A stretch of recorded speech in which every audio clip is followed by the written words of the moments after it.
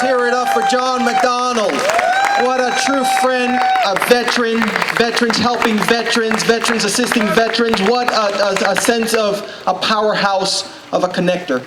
And speaking of connection, what a special time it is to be here at the Lions Barn and Estate as we, in common company, not only focus on celebrating our veterans, celebrating our American values, and putting our country first so that we could continue to motivate, we could continue to find opportunities for not only our veterans who are here, our returning service members, their families, and that tutelage that we could all provide for them to set them up for paths of success when it comes to running in politics, paths of success when it comes to winning office, and paths of success when it comes to continuing to those values that they so chose to run and to lead.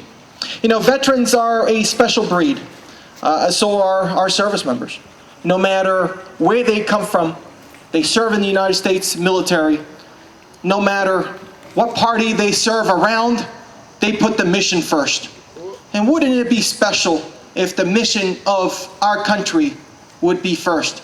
And that is why I truly believe that veterans are an asset, not only in our communities, but also in public office. Amen. Yeah. Whether appointed, whether elected, and whether supporting those who are running for office. And so to our veterans here today, please raise your hands, and I want to give these men and women a great round of applause. I know we have some Vietnam veterans here, and I want to tell you, men and women, welcome home. Welcome home. Welcome home. Words that you did not hear enough some over 50 years when your first generation of service members were coming home. To the peacetime veterans in between, also thank you for stepping up. The Cold War veterans, thank you for serving. Thank you for volunteering. Because that truly, after Vietnam, it was truly an all-volunteer force. To our Gulf War veterans, Persian War veterans, welcome home. John McDonald's generation, again, volunteered, did not know when they were going, when they were coming home, but they did the mission and they returned home. And so to our Persian Gulf veterans, thank you so very much and welcome home. Let's give them a great round of applause. And all those in between, Iraq, Afghanistan, and the global war on terror. We thank you, vets, and I know some brothers and sisters are here today. Thank you. And whether you served in war or you supported those in the front lines, it was a luck of the draw. Depends on what your job was, what your mission was, what your orders were. But you wore that uniform, you wore it proudly until the day you took that off. You earned that military discharge, and you continue to hold your head up high. And it is up to all of us to find paths of success, that connection that we owe these men and women for opportunities. Because when we say we want a better country, it starts in barns, conversations such as these, of planting that seed, finding that sense of connection. You know, 2 months ago when we were planning this event, there were so many things that I was going through my head. One of the things that we wanted to talk about. We wanted to talk about the value of veterans. We wanted to celebrate the sense of connection. And as we moved the events to coincide with our host, Jim and Bernadette Lyons, let's give them a round of applause for opening their barn.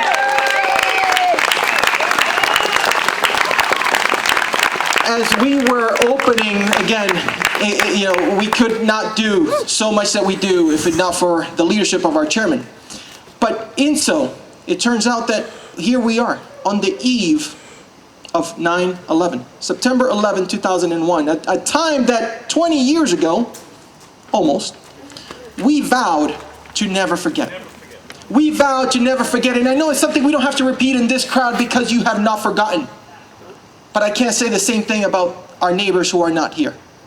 Because there's the sense of forget.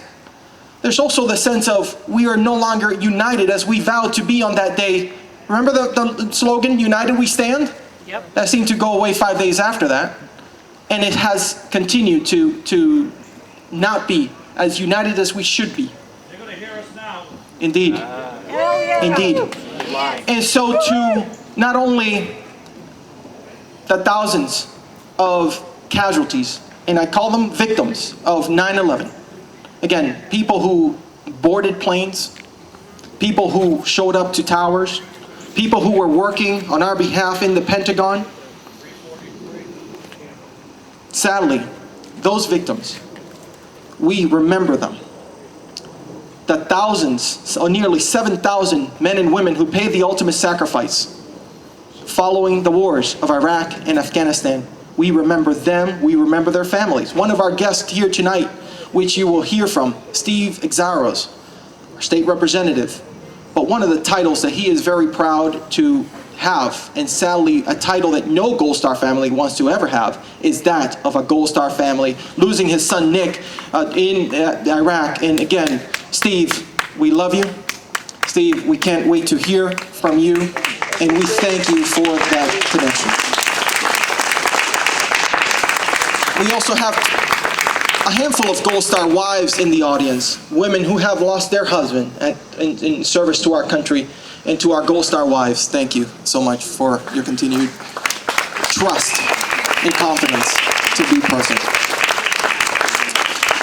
And dare I say, let's remember those who died in Benghazi in 2012. Let's remember those who died, people like Glenn Doherty, people like Ambassador Stevens. And in doing so, you know, the Merrimack Valley is a special place. And so tomorrow, a young lady comes home, a young lady who was 5 in kindergarten when 9/11 happened. That young lady grew in a country that has always been at war. That young lady volunteered after a stint at Bridgewater State University, volunteered to serve in the United States Marine Corps. She rose the ranks to sergeant. Her name, Johanny Rosario Pichardo. She comes home tomorrow to a community that is awaiting her, to a community that misses her, and to a community that, what a great leader I know she would have been in anything that she would have set her mind, and what a great person that we lost an opportunity to mentor for a higher calling in our communities above and beyond what she did in the military.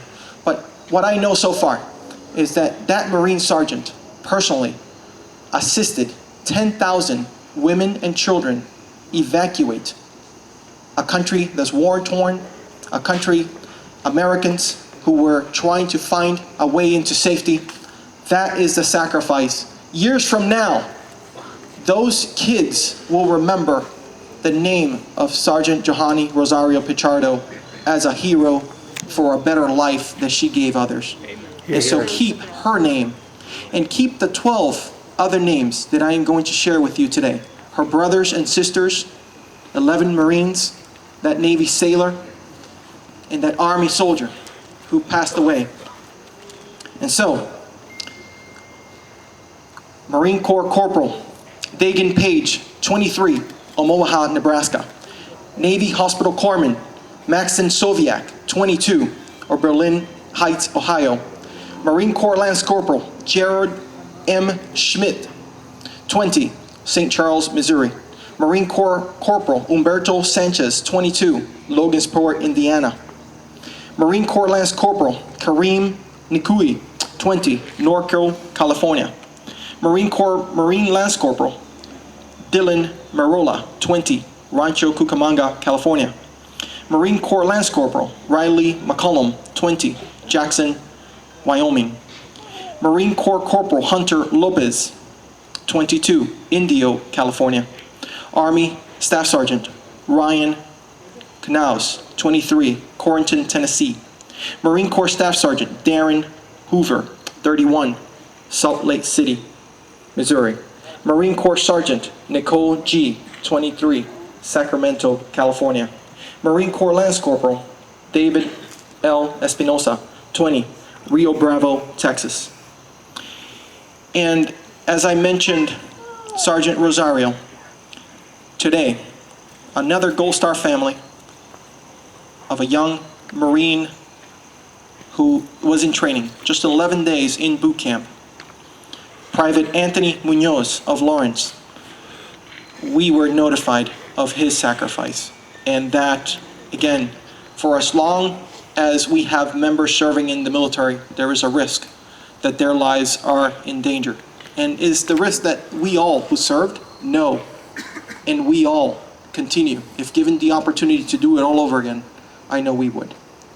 So I want to leave, before I do, I want to take a moment of silence to remember not only the 13 of Kabul and the airport in Afghanistan, but also our newest Gold Star family in Massachusetts, the Munoz family.